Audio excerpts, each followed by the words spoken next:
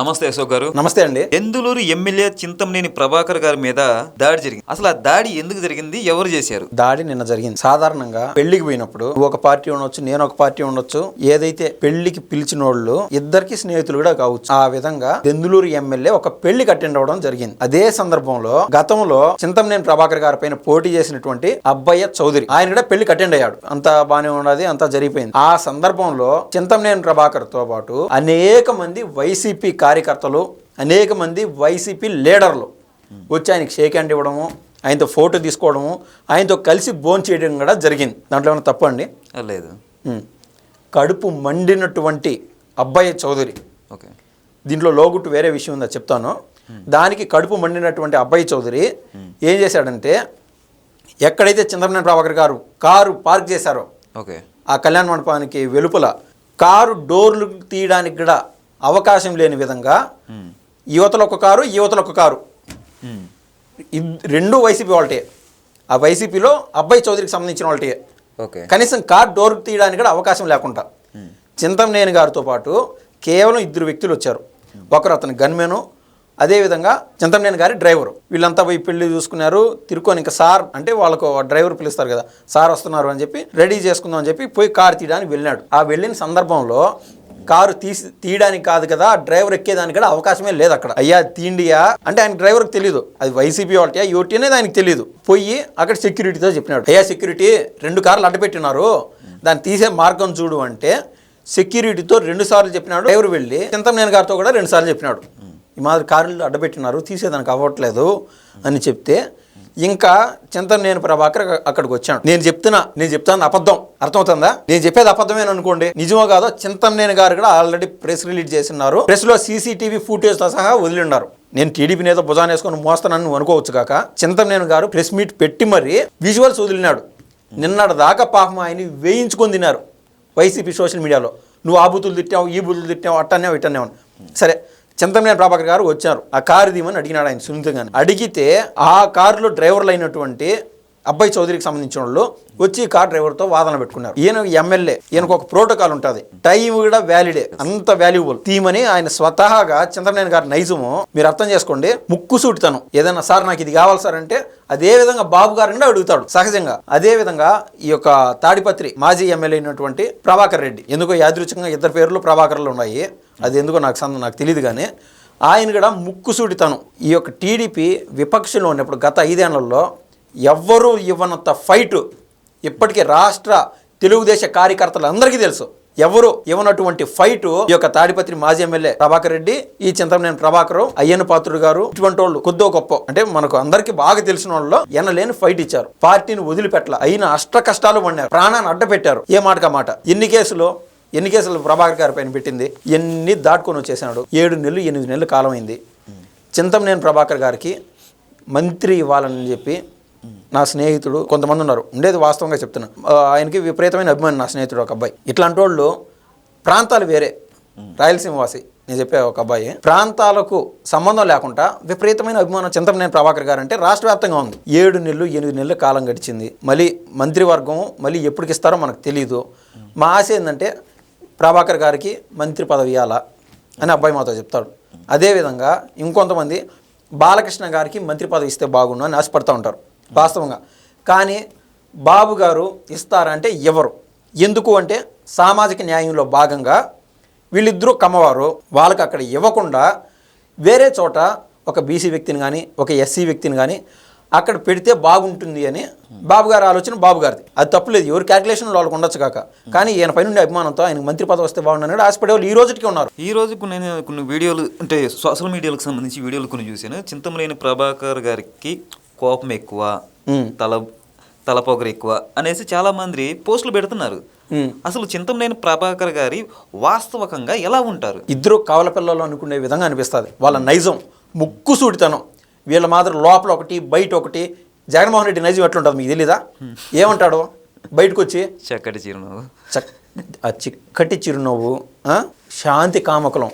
ఈ శాంతి కామకులు అనే పదం పాపం జగన్మోహన్ రెడ్డికి నేర్పించిన ఆయన, బాబాయిని ఇది చేసిన ఆయన ఎవరు? వైఎస్ అవినాష్ రెడ్డి. ఓకే, బాగా గుర్తు కదా. అంటే పదాలు వీళ్ళిద్దరూ పంచుకున్నారు. నేను శాంతి కామకుడిని అని ఎప్పుడైతే అవినాష్ రెడ్డి అన్నాడో అప్పటి నుంచి అది కూడా ఆయన అలవర్చుకున్నాడు. సౌమ్యుణ్ణి, రే నాయన నిజంరా స్వామి, నిజంరా నాయన జగన్మోహన్ రెడ్డి లాంటి వాడిని ఎందుకురా వదులుకున్నావు అనిపించే విధంగా, గాంధీ తాత మళ్ళీ పుట్టాడా అనుకునే విధంగా జగన్మోహన్ రెడ్డి గారి నైజం, ఆయన తీరా చూస్తే మీరు మొన్న ఒక ఫుటేజ్ చూసింటారు. జగన్మోహన్ రెడ్డి అక్కడి నుంచి విదేశాలు పోయినాడు కదా, తిరుక్కొని వచ్చినప్పటికీ ఆయన పక్కన ఎవరున్నారంటే కేవలం ఒక సామాజిక వర్గానికి సంబంధించిన వాళ్ళే ఉన్నారు. ఇంట్లో నుంచి బయటకు వచ్చేటప్పుడు తలుపు బయట వాళ్ళకు చెప్పులు కూడా లేకుండా మా బీసీ బిడ్డలు, మా ఎస్సీ బిడ్డలు, మా ఎస్టీ బిడ్డలు, అసలు కులాల పేరు ప్రస్తావించకూడదు వాస్తవంగా చెప్పాలంటే, కానీ వీళ్ళ పోకడలో వీళ్ళ నైజం ఆ విధంగా ఉంటుంది. కానీ నేను చెప్పే ఈ ముక్కుసూటితనం వ్యక్తులు, అటు బాలకృష్ణ గారు ఇటు చింతమనేని ప్రభాకర్ గారు లోపల ఏది ఉంటే బయటకు అదే. ఈరోజు ఆయన పెట్టిన ప్రెస్ మీట్ మీరు చూస్తే అర్థమవుతుంది. మీరు అడిగిన ప్రశ్నే విలేకరులు అడిగినారు ఆయన, అయ్యా నువ్వు తిట్టినే ఉంటావు కదా అని వాళ్ళు చింతమనేని ప్రభాకర్ గారిని ప్రశ్నించారు. అందుకు ఆయన సరైన సమాధానం చెప్పినాడు. ఏమని చెప్పినంటే, అవును తిట్టినా, ఒకే మాట, ఎస్ తిట్టినాను. ఎందుకు తిట్టినాను ఎవరు అడగరే, ఎందుకు అడగట్లేదు అని ఆయన మీడియా పైనే అన్నాడు. అంటే ఆయన మనసులో కలిగే బాధ అది ఏ విధంగానూ మీరు తీర్చలేరు. నిరంతరం వాళ్ళ ఇంట్లో అనేక వందల మంది పేదలకి అన్నం పెడతారు. బయట కష్టపడిపోయినోడు మధ్యాహ్నం వరకు కష్టపడి 250 300 సంపాదించుకునేవాడు ఆ దారినట్టు పోతే ఎవరైనా ఆడ ప్రభాకరన్ వాళ్ళు అన్నం తినేసిపోతే చాలు రస్వామి, ఆ డబ్బు మిగిలిపోతుంది బయట ఆడ డబ్బులు పెట్టి కొనకుండా. అయితే ఎక్కడనో లేకుండా ఎన్టీఆర్ క్యాంటీన్లోనో ఏడొక చోట అంటే కడుపు నింపుతున్నారు. అంతకంటే దానం ఏముంటుంది చెప్పండి. ఆయన నిరంతరం ఇప్పటి నుంచి కాదు 10 సంవత్సరాల నుంచి చింతమనేని ప్రభాకర్ గారు వాళ్ళ ఇంట్లో ఇదే పని చేస్తున్నారు.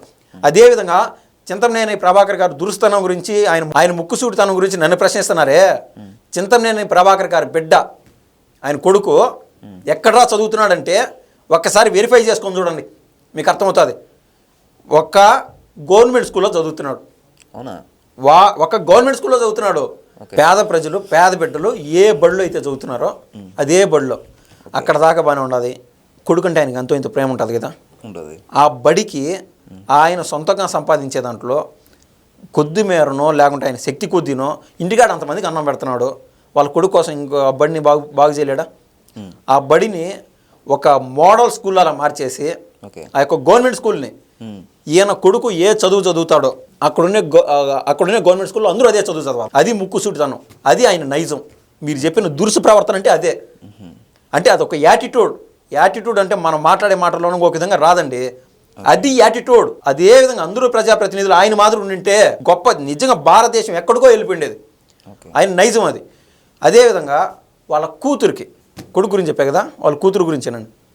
వాళ్ళ కూతురికి ఎవరైనా సరే ఏదైనా ఫంక్షన్లకి వాడు వెళ్ళినప్పుడు దోమా అని చెప్పి ఆమెకు ఏదన్నా బట్టలు పెడతారు చూడండి కుట్టించుకోమని, అవి కావచ్చు. అదేవిధంగా చింతమనేనికి ఏడన్నా సన్మాన సభలో అవి పెట్టినప్పుడు శాల్వాలు కప్తారు కదా, అందరూ ఇటు పక్కకి చేస్తారు. ఎట్టబోతాయి కూడా తెలీదు, ఇప్పటిదాకా ఏ వార్తలోనూ రాలా. అటువంటి ఒక 250 శాల్వాలు కాదండి, 250 డ్రెస్సులు, అంటే ఎన్ని శాల్వాలు కలిపితే ఆ డ్రెస్సులు అయినా నాకు తెలియదు, కానీ 250 డ్రెస్సులు కుట్టించి ఇదే గవర్నమెంట్ స్కూల్స్లో, ఇదే అనాథ పాఠశాలలో కొన్ని చోట్ల 250 మందికి వెళ్ళి చింతమనేని ప్రభాకర్ గారి బిడ్డ పుట్టినరోజు అప్పుడు పంచడం జరిగింది తృప్తిగా. అది యాటిట్యూడ్. అది దురుసు ప్రవర్తన. నన్ను అడిగితే దానికి దీనికి మెలుకున్నదన్నా లేదో నాకు తెలియదు, కానీ దురుసు ప్రవర్తన ఉండేవాళ్ళు మాదిరి ఎవరు ఉండలేరు. ఆయనకు అంత దురుసు ప్రవర్తన ఉండేవాడికి అటువంటి ఆలోచన ఎందుకు వచ్చిందో కూడా నాకైతే అర్థం కాదు.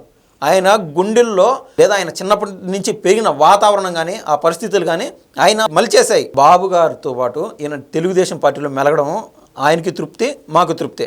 అంటే ఒక చెప్పలేని పసుపు సైనికుల్లో నెంబర్ 1 స్థానంలో ఉంటాడు ఈ చింతమనేని ప్రభాకర్ గారు. వాళ్ళు అనేది ఆశించడు. అదే అంటారు చాలా మంది అంటుంటారు, టీడీపీకి ఫైర్ బ్రాండ్ ఎవరయ్యా అంటే చింతమనేని. ఒక్కసారి చింతమనేని గారు పెట్టిన ప్రెస్ మీట్ మీరు చూడాలా. నా బోటోళ్ళు లేదా హ్యాడ్ కోర్ టీడీపీ మెంబర్స్ ఎవరైనా సరే ట్రై చేసి అక్కడ విమిక్రిలు నేర్చుకుని అక్కడ ఆ ప్రభాకర్ అన్న మాదిర ఒక అర్ధ నిమిషం మాట్లాడితే మీరు ఏం మాట్లాడినా దానికి సిద్ధమే.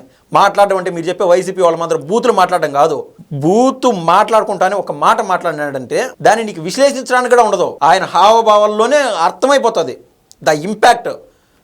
వెళ్ళినాడు, కార్లు కనీసం డోర్లు తీయడానికి కూడా అవకాశం లేదు, గొడవ జరిగింది, ఆపుకోగలే తత్వం కాదు కదా అయింది. ఏంద్రా ఏమనుకున్నారు అసలు అని చెప్పి అంటే గొడవ పూరితంగా కావాలని గొడవ పెట్టుకోవడానికి. ఇక్కడ ఏంటంటే అబ్బాయి చౌదరిని ఆల్రెడీ నగిరిలో ఏ విధంగా అయితే జగన్మోహన్ రెడ్డి పోస్ట్ మార్టం చేసి రోజాని ఇసిరి పక్కకెత్తేసి గాలి భానుప్రకాష్ రెడ్డి సోదరుడైనటువంటి గాలి జగదీశ్ రెడ్డిని ఆడ పెట్టుకున్నాడు నగిరి నియోజకవర్గానికి అందరం ఎక్కిస్తున్నారు. నెక్స్ట్ ఆయనకి ఎమ్మెల్యే సీటు, రోజాకు ఉండదు సీటు, గుర్తుపెట్టుకోండి.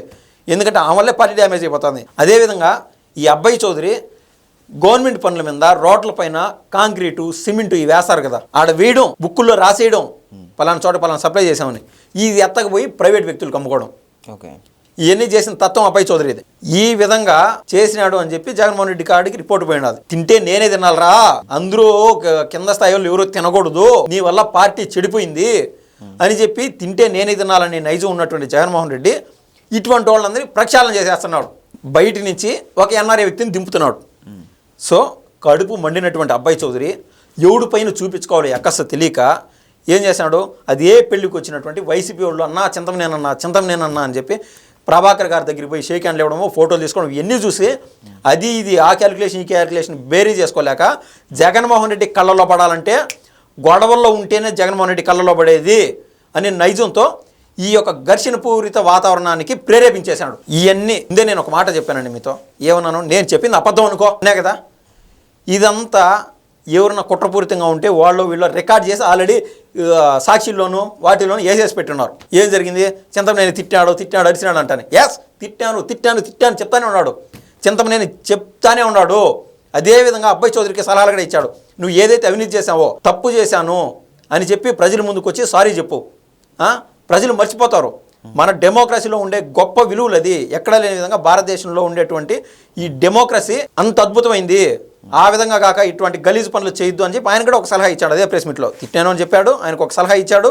ఈ క్రమంలో షాకింగ్గా వైసీపీ వాళ్ళకి ఈ యొక్క సాక్షి వాళ్ళకి చెంపపెట్టు అనిపించే విధంగా వాళ్ళ డ్రైవర్ చెప్పినాడంట, అన్నా మన కెమెరాలో అంతా రికార్డ్ అయ్యిండదనా, ఇక్కడ ఏం జరిగిందని రికార్డ్ అయ్యింది అని చెప్పి ఆల్రెడీ ఆ రికార్డెడ్ ఫూటేజ్ అంతా మీడియాకి ఇచ్చేసినాడు. చింతమనేని మోసం చేసేవాడు, అబద్ధాలు చెప్పేవాడు, మీరు చెప్పే దురుసుగా ప్రవర్తించేవాడు, ఏదైనా తప్పు చేసినాడు దురుసుగా ప్రవర్తించాడని చెప్పినారు కదా, నా దురుసుతనం ఏందో, నా చెడ్డతనం ఏందో, నేను చేసిన తప్పేందో మీరే చెప్పండి అని చెప్పి ప్రజలకు వదిలేశాడు. దట్స్